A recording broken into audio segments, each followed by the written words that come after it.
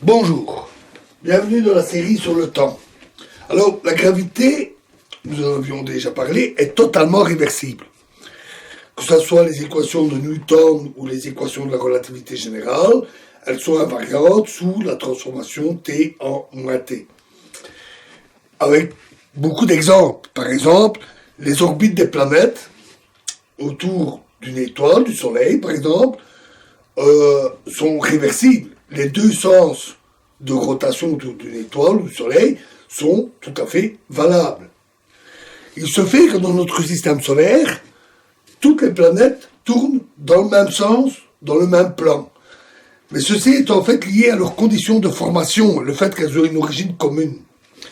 Lorsque le Soleil s'est formé, cela s'est fait par l'effondrement d'un nuage de gaz et de poussière qui a pris la forme d'un disque en rotation, et les planètes sont nées de ce disque en rotation et donc tournent dans le même sens que le disque d'origine. Par exemple, il y a certaines comètes, les comètes venues de l'espace profond, certaines d'entre elles vont dans un sens différent. Certaines sont même très inclinées par rapport au plan des planètes. Donc, elles ne suivent pas cette règle parce qu'elles ne sont pas nées de ce disque d'origine, ou alors leur venue de très loin fait qu'une toute petite déviation suffit à changer le sens. Les deux sens sont possibles. On a parlé aussi de l'exemple du lancer d'une pierre. On lance une pierre, celle-ci suit une parabole, et la trajectoire inverse est tout à fait valable. On peut jeter la pierre dans l'autre sens, c'est exactement la trajectoire renversée dans le temps. À côté de cela, il existe des phénomènes dissipatifs irréversibles. Prenons par exemple le système Terre-Lune. La Lune est grosse par rapport à la plupart des satellites pour des planètes de la taille d'une taille terrestre. Vénus, qui a une taille comparable, n'a même pas de satellite, et les satellites de Mars sont juste de gros cailloux. Donc, la Lune est particulièrement grosse et exerce une attraction gravitationnelle assez importante. Cela provoque la déformation de la Terre. La Lune, la Terre, que je présente ici comme un ellipsoïde allongé, comme un ballon de rugby. Évidemment, pour le dessin, j'exagère fortement cette déformation. Elle est assez faible par rapport à la taille de la planète, bien entendu. Simplement parce que la Lune ici est plus proche, l'attraction est forte. Ici, l'attraction au milieu est moyenne, et à l'autre bout, l'attraction est plus faible. Du fait que l'ensemble tourne autour du centre de masse, les deux extrémités ne sont pas en équilibre et ont tendance à s'écarter, provoquant ce qu'on appelle le bourrelet des marées. Ce bourrelet affecte surtout les océans, parce qu'ils sont liquides et que l'eau se déplace facilement, mais même la masse rocheuse de toute la planète est affectée et se déforme. Mais il faut tenir compte aussi du fait que la Terre, elle tourne. Elle tourne sur elle-même, et beaucoup plus vite que la Lune. La Lune met 1 mois pour faire un tour autour de la Terre fait un tour sur elle-même en 24 heures. Et donc, en tournant, la Terre entraîne le bourrelet avec elle. Les roches sont dures, résistantes, et donc elles opposent une certaine viscosité à la déformation, un peu comme de la plasticine que l'on presserait, que l'on écraserait. Ce qui fait que le bourrelet des marées ne se réaligne pas instantanément avec la Lune. Si on considère une rotation dans ce sens-là, le bourrelet est légèrement entraîné et se décale par rapport à l'axe Terre-Lune. La force d'attraction de la Lune agit donc de biais, puisque la masse est plus importante, légèrement sur le côté. Et cette force d'attraction sur le bourrelet va ralentir la rotation de la Terre. le ralentissement est faible, j'en avais parlé avec les horloges, et la synchronisation, le choix du temps astronomique ou du temps atomique. Et en contrepartie de ce phénomène de ralentissement, cela provoque un éloignement de la Lune, mais très faible, de l'ordre d'1 centimètre par siècle. C'est donc très lent, mais suffisant pour être détecté. Ces phénomènes sont suffisants pour être détectés, mesurés, tant la distance Terre-Lune que le ralentissement des journées, plutôt l'allongement des journées. Ce phénomène, en plus, est irréversible, parce que la Terre ralentit constamment, la Lune s'éloigne constamment. Notons qu'il faut une certaine distance critique pour ça, mais la Lune est suffisamment loin, et la Terre ralentit constamment et ne réaccélère pas. Elle ne se met pas à aller plus vite dans l'autre sens. Voilà donc un phénomène typiquement irréversible. En fait, l'énergie totale de rotation diminue, parce que la rotation d'un corps lointain est plus lente, il y a moins d'énergie, et la rotation terrestre ralentissant, l'énergie diminue aussi. Où part cette énergie? Mais justement, dans les déformations des roches. Celles-ci étant visqueuses, leur déformation provoque un échauffement. Cet échauffement est assez modeste pour ce qui est de la Terre, mais il existe bel et bien. Ce phénomène peut être constaté parfois avec un objet en caoutchouc que l'on presse rapidement, constamment, il finit par devenir un peu plus chaud. Pour d'autres satellites ou planètes, ça peut être beaucoup plus important. Le satellite Io, qui tourne autour de Jupiter, Jupiter, énorme monstre avec une gravité énorme, subit des effets de marée, c'est le satellite le plus près de Jupiter, il subit des forces de marée extrêmement importantes, qui provoquent un échauffement, à tel point que Io est une planète active, avec de nombreux volcans, et une surface jaunâtre, à cause de la quantité de soufre débitée par les volcans. Et alors qu'un corps aussi petit que Io, pas plus gros que la Lune, mais plus petit que la Lune, devrait être inerte, mort, refroidi depuis longtemps. Mais les efforts de marée sont tellement intenses que cela chauffe le corps et maintient le volcanisme. Sur Terre, c'est plus faible que cela. Mais cela suffit à compenser cette perte d'énergie de rotation. Les deux vont de pair. On a donc une transformation de travail, la rotation, en chaleur, et donc une augmentation de l'entropie. Et c'est donc la raison de l'irréversibilité du processus. Un autre phénomène typique, c'est la formation des étoiles.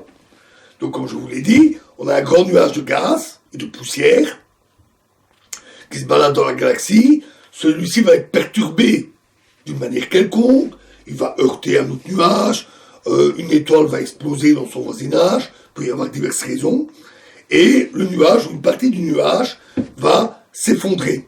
Ces nuages sont extraordinairement ténus, mais ils sont aussi très vastes, ils font des centaines ou des milliers d'années-lumière de dimensions, ils sont gigantesques, donc la masse totale est énorme, et alors, en se contractant, c'est le phénomène du patineur qui, pour accélérer sa rotation, rapproche ses bras de façon à tourner plus vite. Et plus le disque se ratatine, et plus il va tourner vite sur lui-même. En tournant de plus en plus vite, il va s'aplatir et former ainsi un disque dans lequel les planètes vont se former, et au centre, l'étoile qui va finir par s'allumer, les réactions thermonucléaires au centre, ce qui va stabiliser alors l'étoile, qui va arrêter de s'effondrer. Mais c'est un peu comme la trajectoire de notre pierre. On pourrait se demander pourquoi c'est pas réversible. La pierre peut aller dans les deux sens. Le gaz qui tombe, les particules tombent, devraient soit rebondir ou alors passer l'une à côté de l'autre et s'éloigner et ralentir jusqu'à reformation du nuage qui se retournerait comme un gant par exemple. Pourquoi ça ne se produit pas? Mais parce qu'à nouveau, il y a interaction entre les particules, collision, viscosité du gaz et compression de ce gaz. Et c'est comme un gaz qui est comprimé dans un piston, comme dans les moteurs à explosion, en particulier les moteurs diesel, dont l'allumage se fait par simple compression du gaz. La température augmente fortement, et donc on a à nouveau transformation de travail mécanique, la gravité, en un travail en chaleur qui, au final, va allumer l'étoile. Quand la température atteint plusieurs millions de degrés, donc c'est vraiment une forte chaleur, une forte température, à ce moment-là, les réactions thermonucléaires peuvent s'enclencher. Et donc, à nouveau, on a un phénomène irréversible dans la formation des étoiles. Et à nouveau, c'est la physique statistique qui, comme aussi bien pour les marées que pour la formation des étoiles et des planètes, qui explique le côté irréversible du processus. Revenons au trou noir. J'avais dit pour les trous noirs, il y a un côté irréversible. Les trajectoires des objets ou des particules ou de toutes choses qui tombent dans le trou noir vont vers le centre du trou noir, mais jamais dans l'autre sens. Rien ne sort du trou noir. De même, du fait que tout rentre dedans, et jamais l'inverse, un trou noir ne peut que croître au cours du temps. Et donc, on a là quelque chose d'irréversible. Pourquoi? Alors, inversons. Donc, on a une solution des équations de la relativité générale, qui est celle du trou noir, la métrique de Schwarzschild, un nom difficile à prononcer, Schwarzschild. Inversons un peu T en moins T dans cette solution. Qu'obtient-on? Eh bien, si on fait ça, on obtient une autre solution, des équations tout à fait valables, en tant que solution, qui est appelée un trou blanc. Notons que les trous blancs n'ont jamais été observés. On va comprendre très vite pourquoi. Un trou blanc, c'est un trou noir à l'envers. Il a aussi une grande masse aussi, un horizon, mais tout en sort et rien ne peut y rentrer. Les trajectoires vont dans l'autre sens. Tout est inversé, T en moins T. Donc, un trou blanc ne peut que maigrir. Un trou blanc est instable parce qu'il se vide rapidement. Rappelons-nous l'histoire des trous de verre, où j'ai dit qu'ils étaient instables, mais c'est lié. Les deux sont liés. Le trou blanc a tendance à rapidement disparaître. Donc les trous blancs ne croissent pas, à l'inverse des trous noirs. Ils ne font que diminuer. Et ils peuvent donc se former que d'un bloc, directement, à la bonne taille. Si on prend des conditions physiques, telles qu'un nuage qui s'effondrerait pour former un trou blanc, on peut montrer que les conditions pour lesquelles un trou blanc pourrait se former sont extrêmement strictes. Il faudrait que la moindre petite portion du gaz qui s'effondre soit en position, vitesse, etc., soit réglée très très finement. Il n'y a pratiquement qu'une possibilité sur les milliards de possibilités de position des particules de gaz ou de poussière ou autre. Et donc, la probabilité de formation d'un trou noir est extrêmement faible, pratiquement zéro. Ceci lié au fait qu'ils sont hautement instables explique probablement le fait qu'on n'a jamais observé de trou blanc.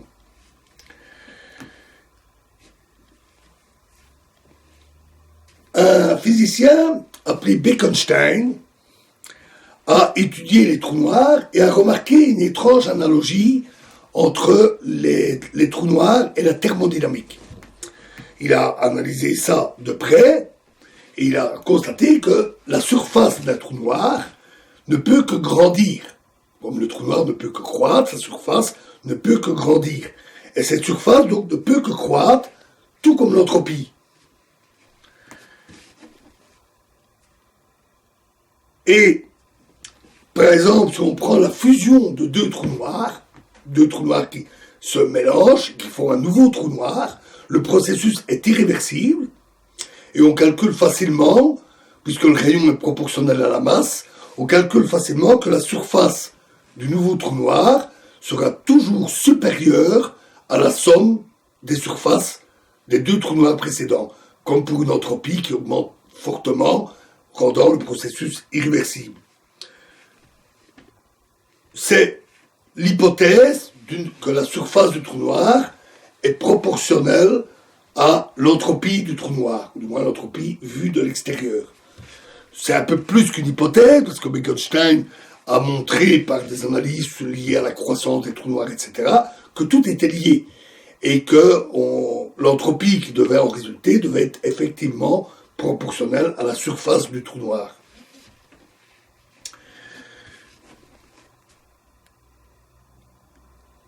On peut associer à l'entropie, et à nouveau liée à ses différentes propriétés, une température.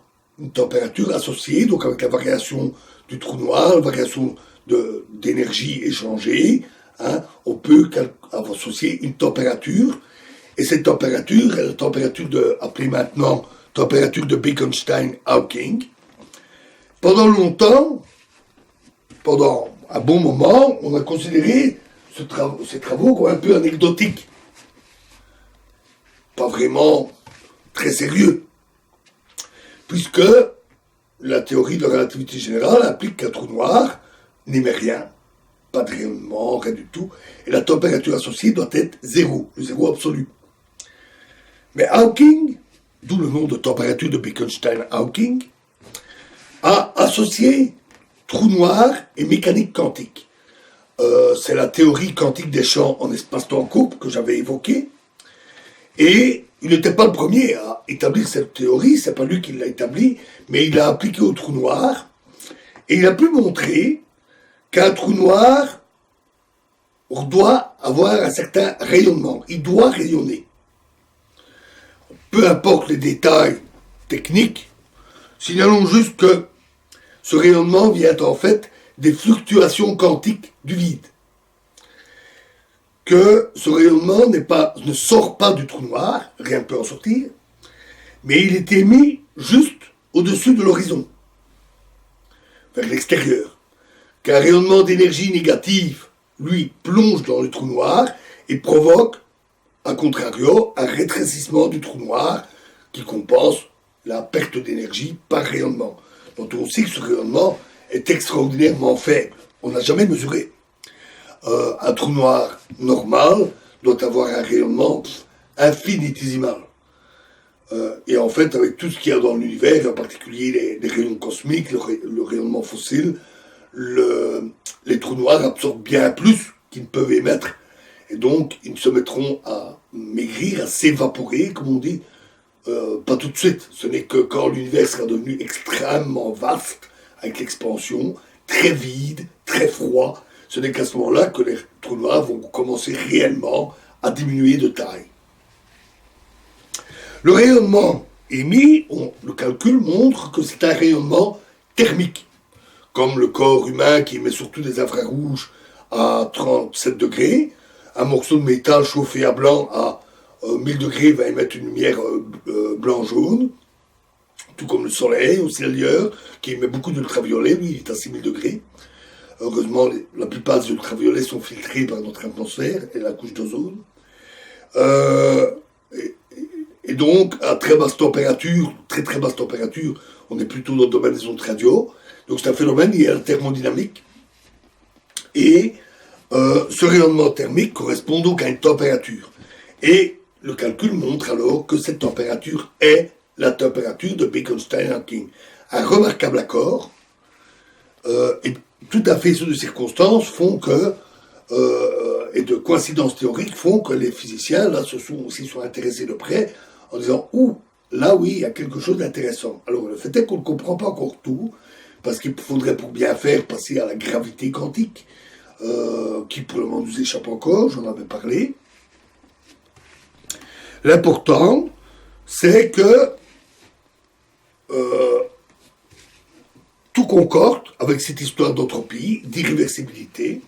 Un trou noir ne peut que croître à part son rayonnement, ce qui correspond à une augmentation de son entropie, par absorption de gaz, de particules de matière, Et donc son irréversibilité, encore une fois, est liée à la physique statistique. Son entropie est d'ailleurs particulièrement élevée. Par évaporation, là, son entropie va baisser. Oui, mais il faut tenir compte du rayonnement émis. C'est un rayonnement thermique. Les rayonnements thermiques ont une entropie assez grande.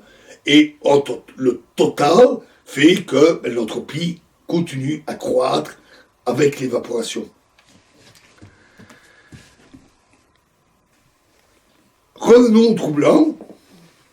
Faisons T à moins T. On a un trou blanc. Le calcul montre alors qu'on doit avoir un changement de signe de l'entropie, une entropie négative, une négantropie, ou disons tout simplement une entropie particulièrement basse, ce qui correspond à la difficulté de les former. Il faut des conditions initiales incroyablement précises sur des milliards et des milliards de possibilités, donc ça correspond à une entropie très basse. C'est le cas du gaz entièrement à gauche dans notre enceinte, pour lequel il n'existait qu'une possibilité, alors que l'équipartie était, lui, très fréquent. Et ça explique aussi son instabilité, son entropie ne pouvant que croître, et donc il ne peut que s'éteindre. Donc à nouveau, tout s'explique bien par la physique statistique et cette histoire de nombre d'états et d'accroissement d'entropie. Voilà, c'est bon pour la gravité. La mécanique quantique a encore pas mal de choses à nous dire, du côté des phénomènes irréversibles, de la compréhension de ces phénomènes. Ça va nécessiter qu'on voie un peu plus en détail la mécanique quantique, qu'on la décrive d'un peu plus près. Et ça, c'est ce que nous attaquerons dans la prochaine vidéo. Je vous remercie.